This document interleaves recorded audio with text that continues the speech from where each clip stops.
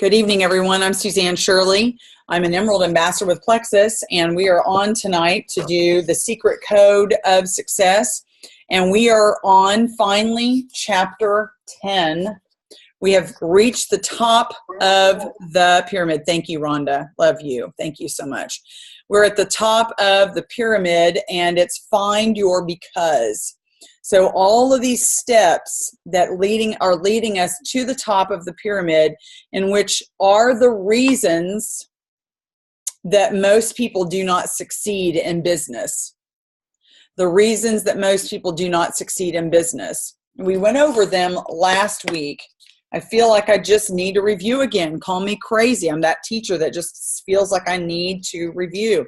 So the first thing is affirmations. They are spending too much time, I guess, according to Mr. Noah St. John, spending time making statements to themselves too much instead of asking their brain questions. To reprogram the brain, being open-ended, asking yourself questions, and putting your statement into a question form makes the brain really start to come up with the answers. And it is, I guess, scientifically proven that it helps the brain more to become a powerful link to your soul, and to become way more inspired to be the thing that you're trying to get it to be, the thoughts you're trying to get your brain to think. So asking yourself questions in affirmations.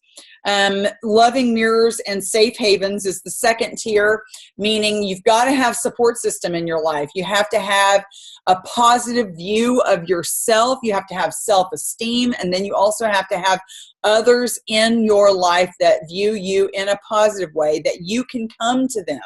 And they are safe. They're a place there where it's a safe place to fall, and you can ask them questions and you can be yourself, and they will feed and pour their lives into you and support you, sort of more like not only friends and companions, but mentors as well.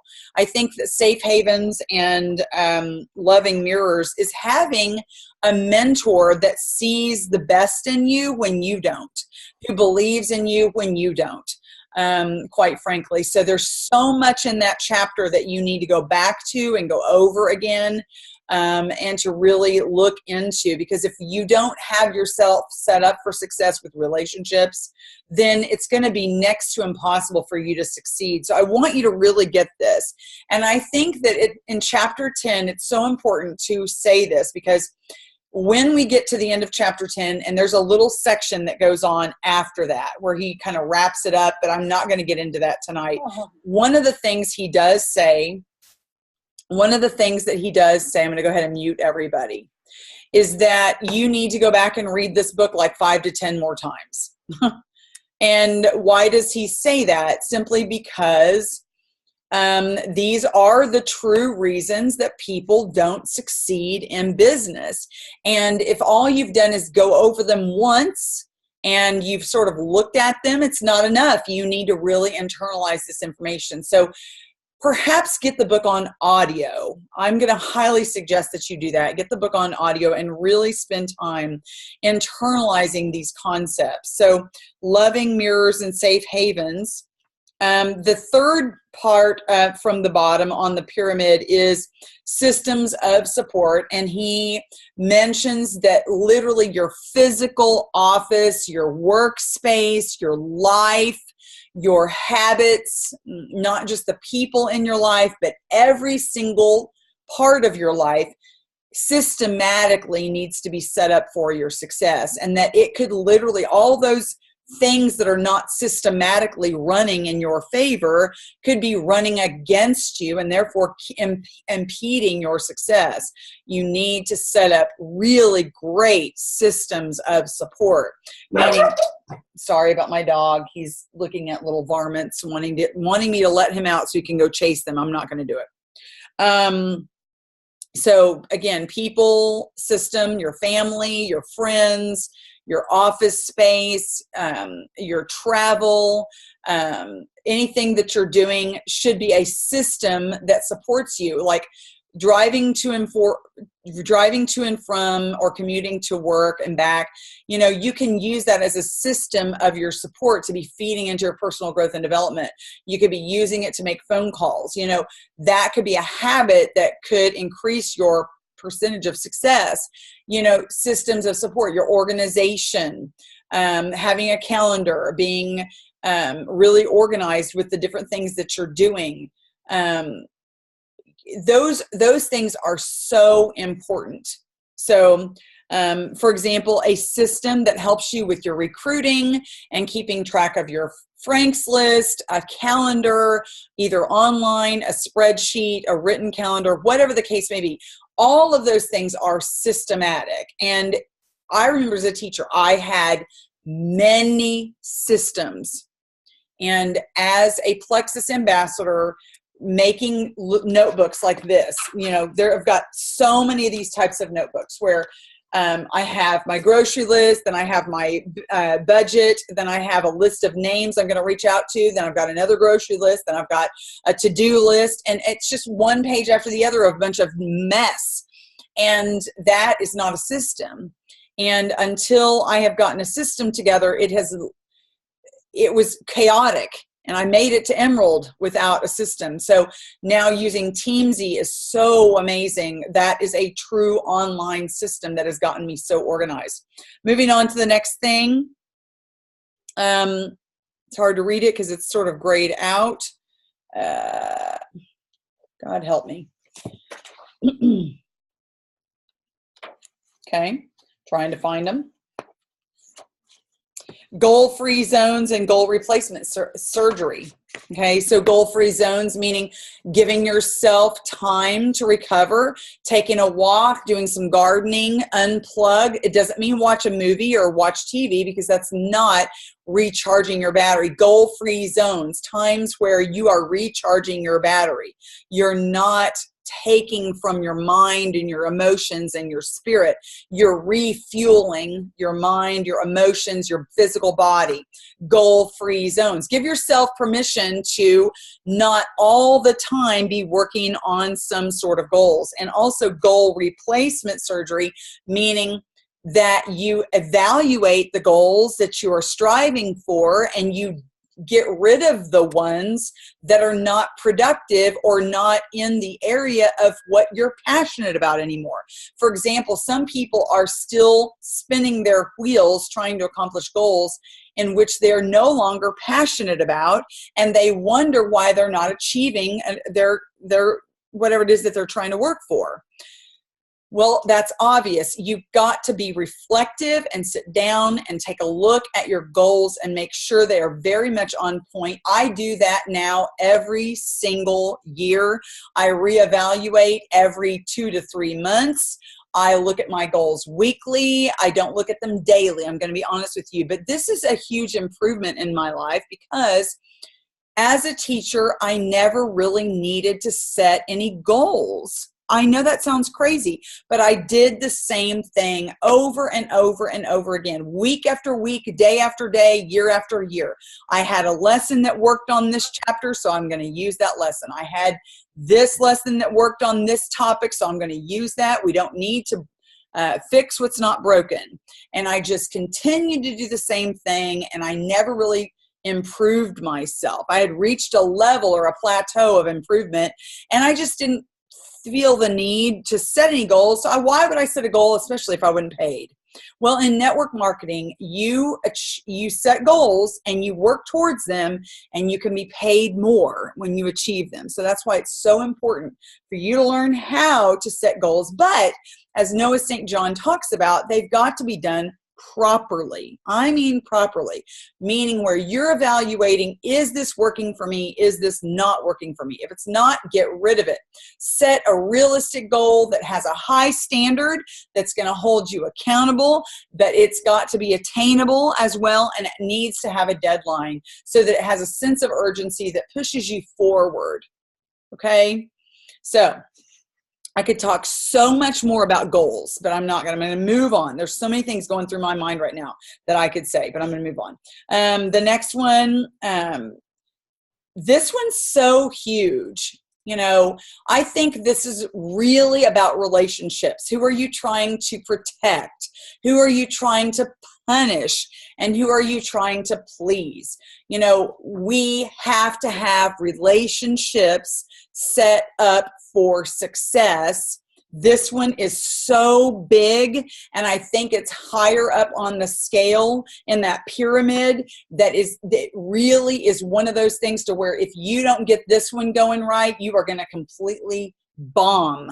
Now, there are so many people that are people pleasers, so many people that it's a habit to when you hear somebody asking you to do something or telling you you think it's an order or a command, and you just can't differentiate from it, that you're not putting yourself first, you're thinking about their needs and their priorities. When someone else's needs and priorities do not align with your own, you should never give in.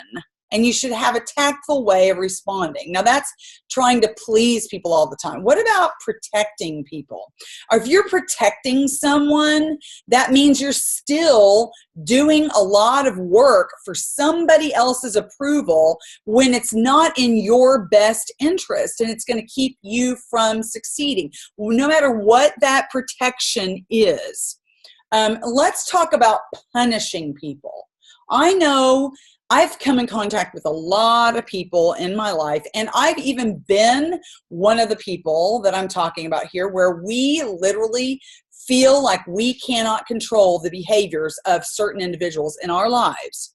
And so therefore, we go about on a daily basis punishing those people.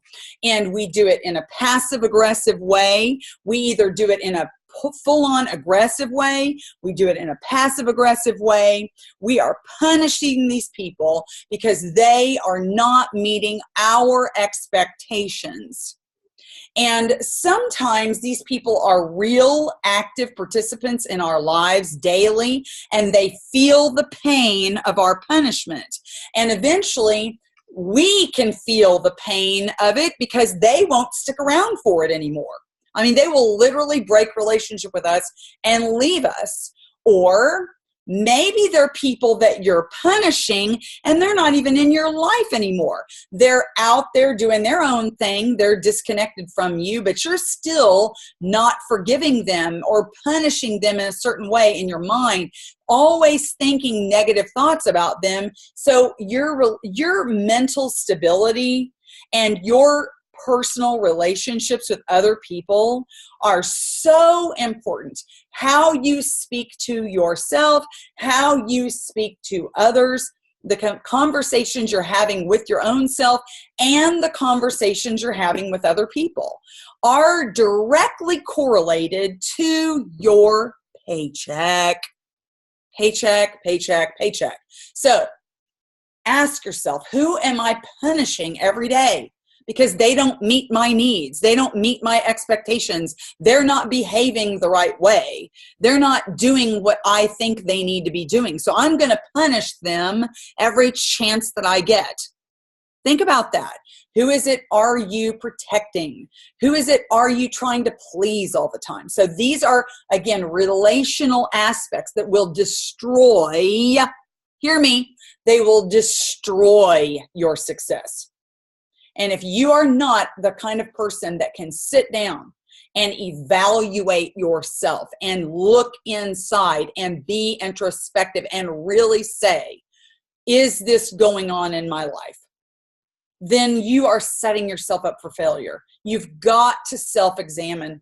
You must reflect. You must be introspective.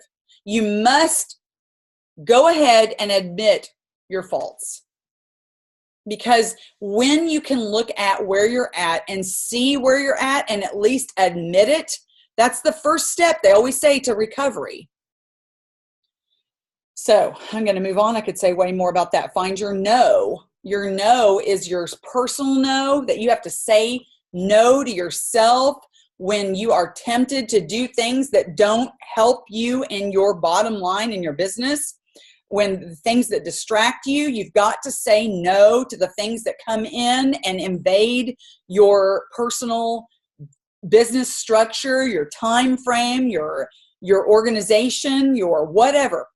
All of those things You've got to say no to yourself. You also have to have a no that's interpersonal. You have to have your interpersonal no, where you're actually able to say no to other people in a tactful way so that you can protect your own priorities and your own goals and your own why. And then you have to have the global no. The global no that says, or the universal no, so that you can say yes to your universal yes, your ultimate why to.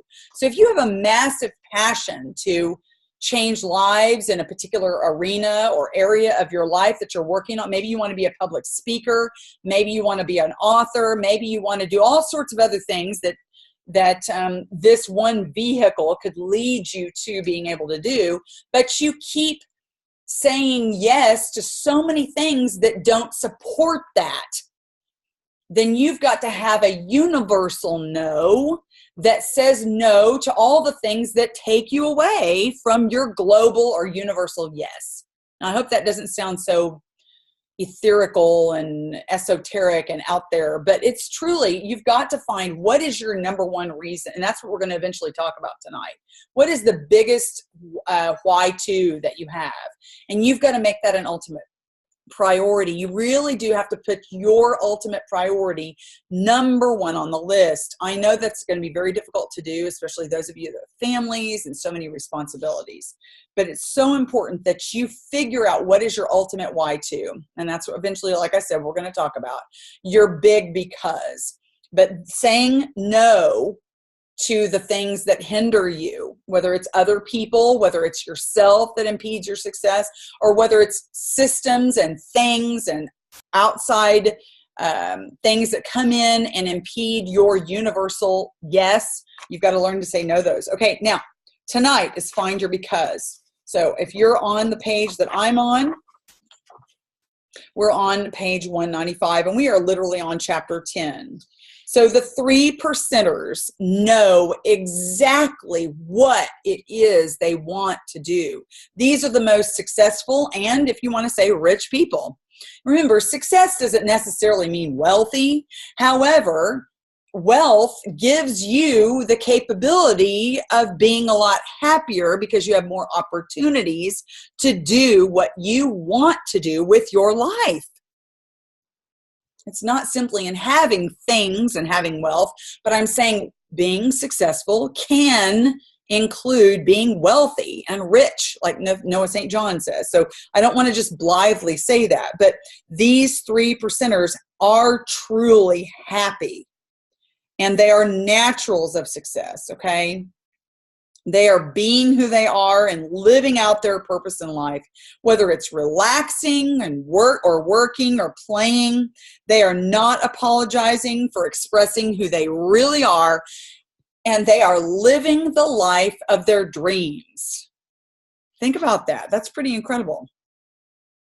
So when you find your because, and I put a double star by this, when you find your because, you will have taken the most important step to becoming fundamentally what? Unstoppable.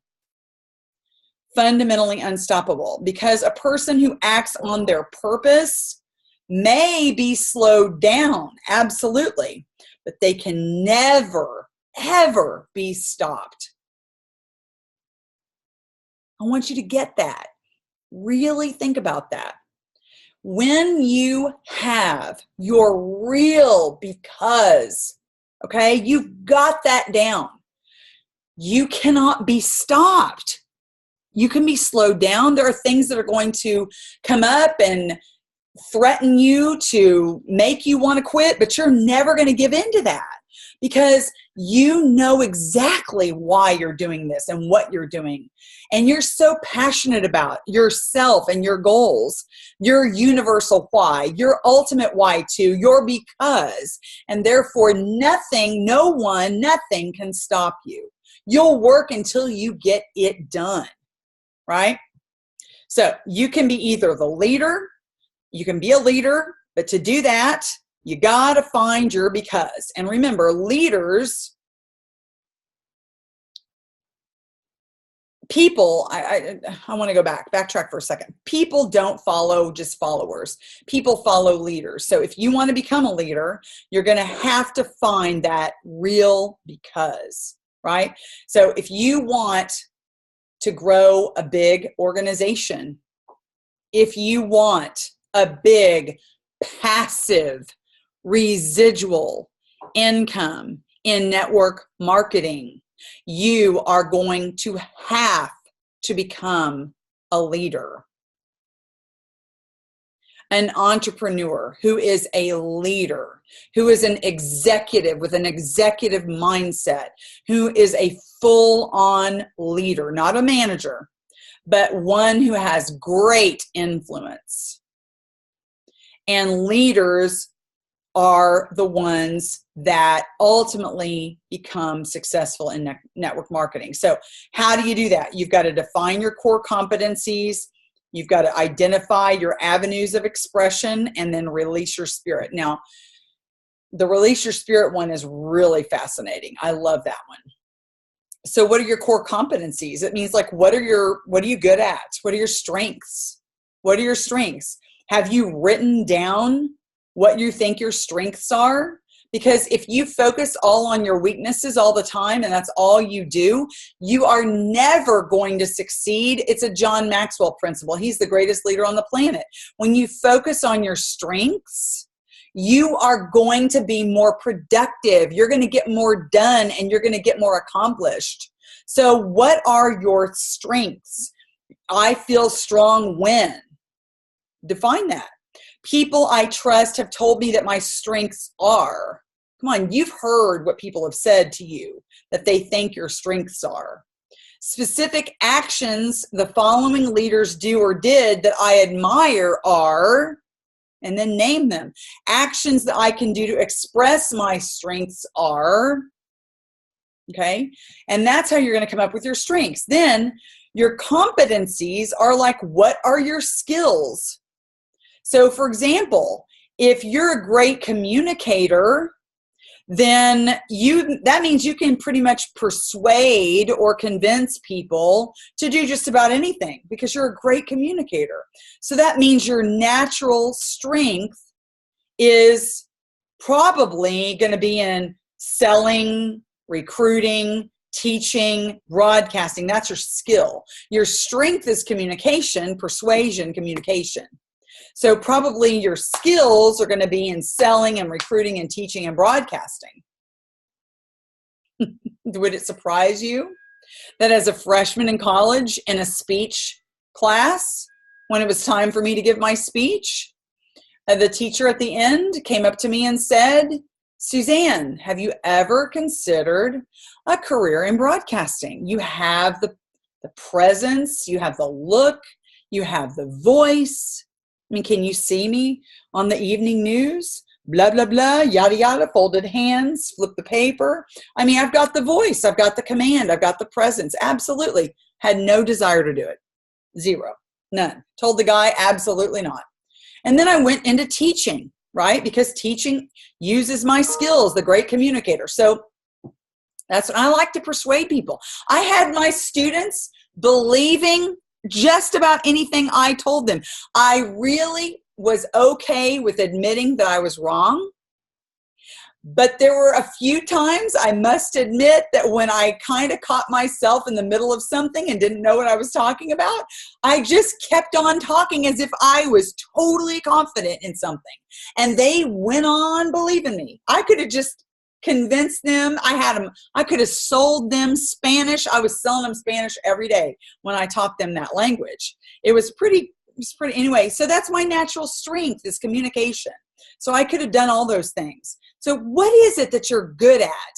What is it that's your strength? And then find out what your actual skills would be. Like, what if you're really, really great in analyzing things?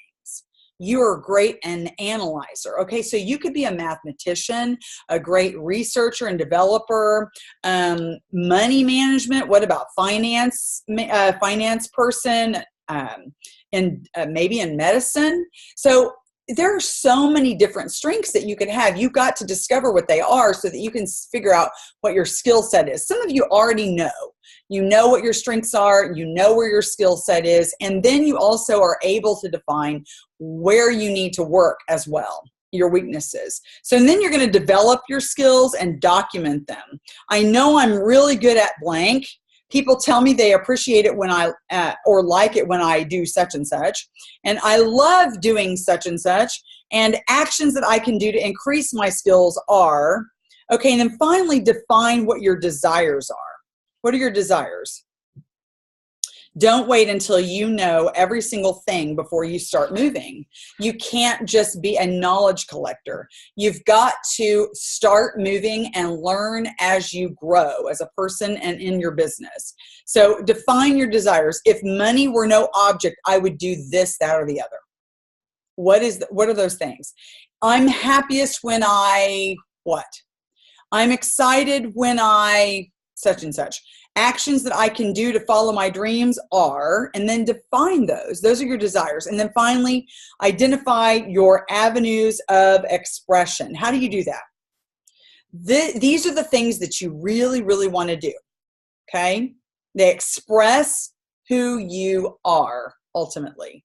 And that's when you're going to be happiest, when you're doing something that expresses who you are.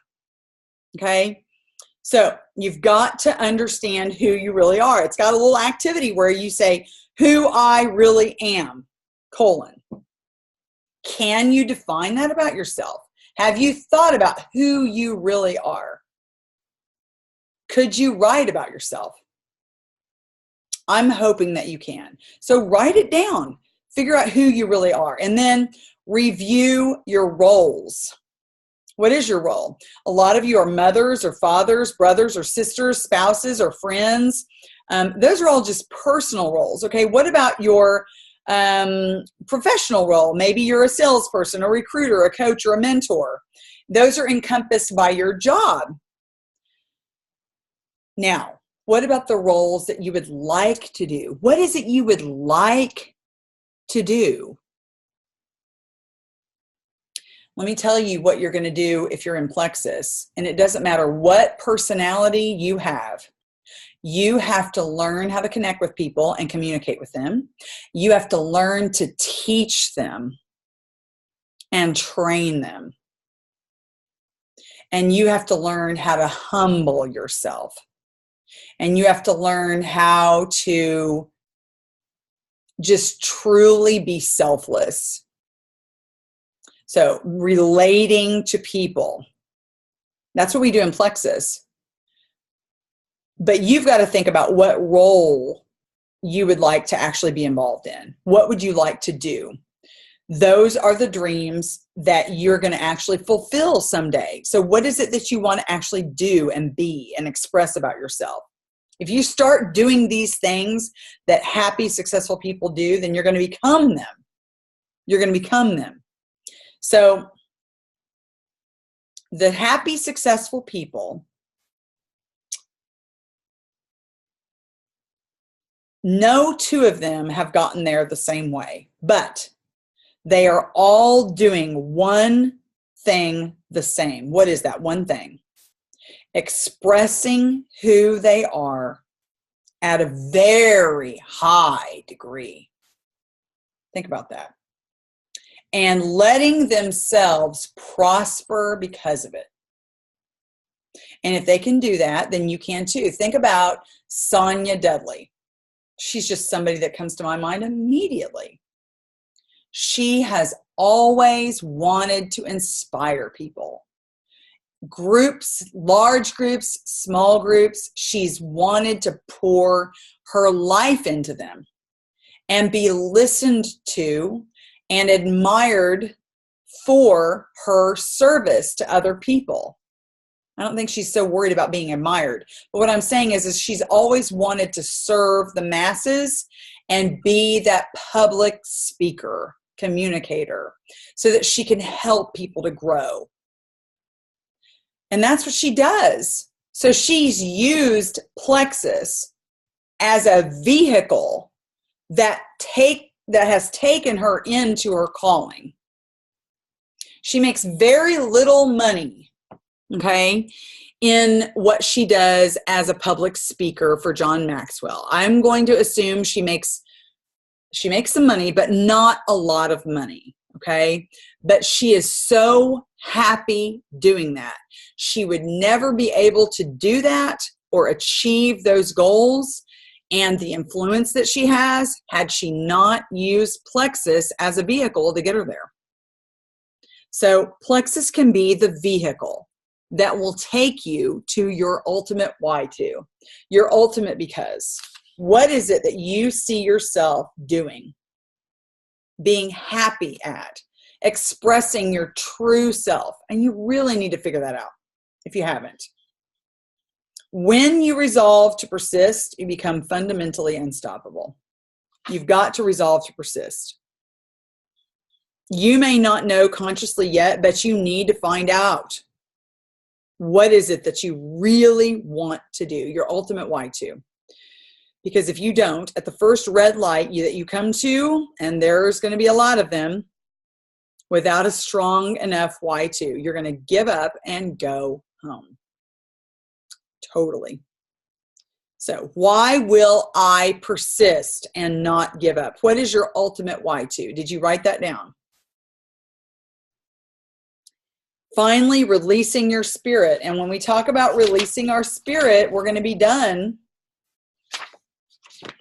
It's a big deal to release your spirit. What does that mean? This is huge. The two sentences that describe all human emotion come from these two things. Here we go. Two sentences that describe all human emotion. Oh my gosh. I totally got so much out of this. When your opinion of your own past, your own present, and your own future tends to be positive, then you will be happy. But when your opinion of your past, your own present, and your own future tends to be negative, you will be unhappy. Think about that. I'm just really wanting you to think about that. What is it that you think about all day long? I've caught myself. I don't really want to mention what goes through my mind all day long, but there are some thoughts that I have about my past and my present and my future that are common. They happen every day. I've nailed them down.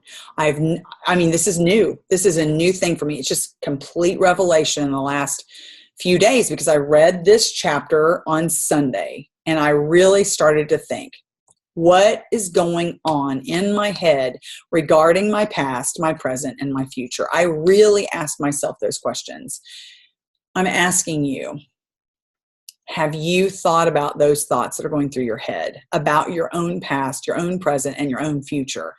Are they happy, positive things, or are they worrisome, negative, upset?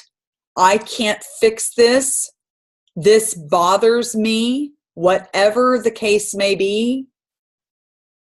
If those thoughts about your past, present, and future are those kinds of thoughts, wow, aren't you wasting time? Isn't that going to impede your success?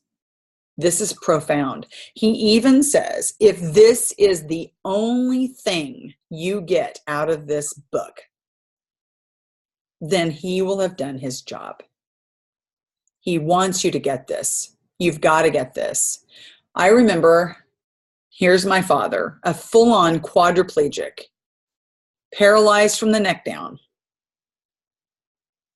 in the van, his quadriplegic van, and I had been taught how to drive this van and watched lots of videos and signed all these papers so that I could take him and be alone with him at a restaurant or drive him in his van. I had to learn how to secure his wheelchair, his quadriplegic wheelchair in the van, and all the different things on the ramp that goes up and down, and what to do if he has an emergency, what to do if he has all kinds of things. I had learned all that stuff, and I'm alone with him, and I'm driving to the beach with him.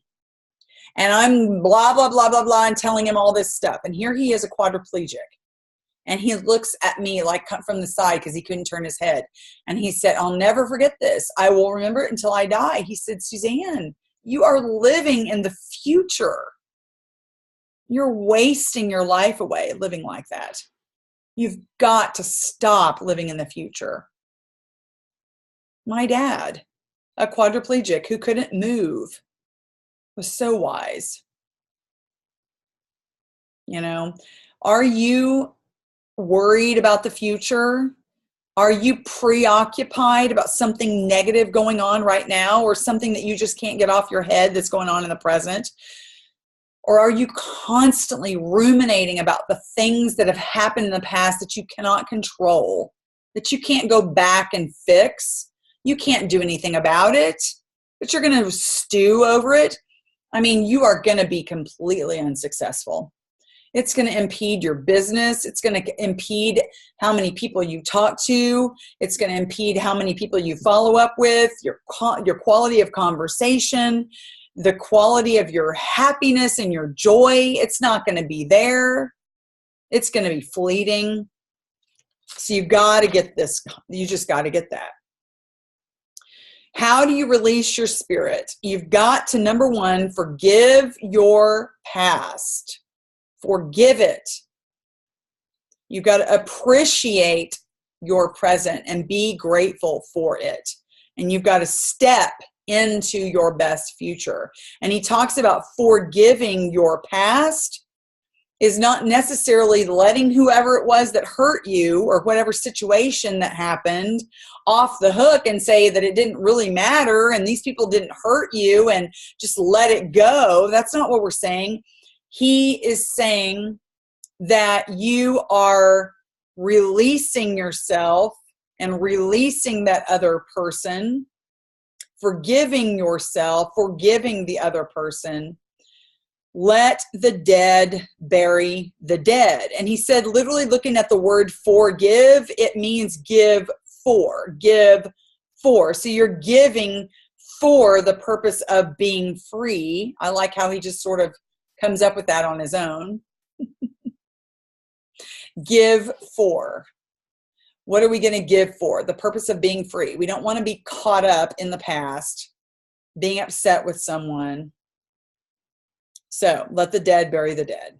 It's not your job to go back and fight or refight what's gone forever. You can't go back and redo it. So release your spirit. Stage 2 is appreciating your present. Inviting yourself to look at what you have and just simply be happy about it. Be appreciative of it. Be grateful for it. You know, there's one thing that you can do. You can be content with what you have in the procedure or the process of achieving your goals and living the life of your dreams. There's something about being content on the way to where you're going. And if you cannot be content and grateful with what you have and where you are at on the way to where you're going, then how in the world are you ever going to be successful? Okay? I'm just going to go on. You don't have to wait until something is taken away from you in order to appreciate the fact that it's there. And it's always, that's the way that happens. When something is gone, someone is gone, you appreciate them or that thing for what it was, how it served you, how that person meant to you. Don't wait for that. Appreciate your present now in the condition that it's in. And the last one is to step into your best future. That's how you're going to set your spirit free. Think about your average day that you live right now. What happens in your average day? What happens every day, average day that you live now? He says, what am I getting at? This is how you live your life. Before you know it, a year is gone by. 2 years, 5 years, 10 years, 20 years. We know what that feels like, right? Time just speeding by us. And you're still saying to yourself, someday I'll do something. Well, I love when he says, have you ever noticed that there are no trips to someday I'll? So describe what happens in a perfect average day when you are happy and doing what you really, really want. What does your average day look like? My perfect average day is this. There's a space at the bottom of page 207. Have you written that out? Okay. This final aspect of the final step means that you have not only stopped apologizing for who you are, but you give yourself permission to succeed at the highest levels. Permission to succeed at the highest levels. I will share my perfect average day with you. My perfect average day is when I am not bothered by my past and worried about all the things I can't fix and can't control and can't go back and redo. It's a day where I'm focused on others and not myself, really. Because when you're thinking about your past, who are you thinking about? You. You're thinking about you. When you can't appreciate your present, you're thinking about you all the time. I am happiest when I am thinking about other people and pouring my life into others. Because by golly, it gets my mind off of me. And I'm not worried about me anymore, because what do we do? 98% of the time, we're thinking about us, what we're doing, what we're not doing, what we're doing wrong, how we should be doing it better, what we should have done 10 years ago, what we should have done yesterday, 5 years ago. What in the world is going to happen to us tomorrow? How is that ever going to work out? Living in the future, not being appreciative where we're at, thinking about we got to fix what happened in the past. I mean, come on, isn't that where we all are in some respect? And we need to figure out ways to constantly get our minds off of ourselves. Because if we can do that, then we can stop worrying about ourselves and our past and our present and our future. And we can help others. And we can really live the way I think God designed us to live. Selfless lives. Selfless lives. Okay, that's about it. I can't wait to have a conversation with my team. I can't wait. We've got lots of people on tonight. So I'm going to turn off the recording and we're going to have a Q&A. Don't forget, next week we will meet just for reflection, question and answer, wrap up. We're not going to read any more of these chapters because they're really small and they don't have anything to do with more content. It's basically about get out and spread the word about Noah St. John and apply these principles and read this book 10 times. And I'm going to tell you, this is a really effective book at the basics of success and what you need to do to get yourself in the certain aspects of your life straightened out so that you can free yourself. In other words, get your foot off the brake and be successful at whatever it is that you want to accomplish. And he's right. If you don't look and listen to this over and over again, you're going to just forget it. It's going to be like a book that you've read before and, oh, well, it's one of those books and I sort of liked it and I sort of forgot about it. But I have talked about these principles so much now and regurgitated them to you that I could say them probably from memory. But I think it's so important to get the audiobook. So get the audiobook on Audible, download the app and get yourself a subscription and listen to this book. I think that it is a really great book. Don't get me wrong. I had opinions about it when we first started. I really didn't understand affirmations. And I'm going to be honest with you, I haven't really applied affirmations yet because I love affirmations that have worked so well for me. Gonna just be honest. But I will say this, he has something. He has something with every single chapter in this book. I see why lots of Diamond Ambassadors recommend reading this book. This is about self-examination. This is about self-introspection and admitting who you are. What is it you're concentrating on? What are you doing that's keeping you from being successful? And then figuring out how to stop doing all that stuff so that you can focus on your dreams and your goals and get your foot off the brake and become a 3%er. So with that said, I'm going to end the recording, and I will see you guys next week. God bless.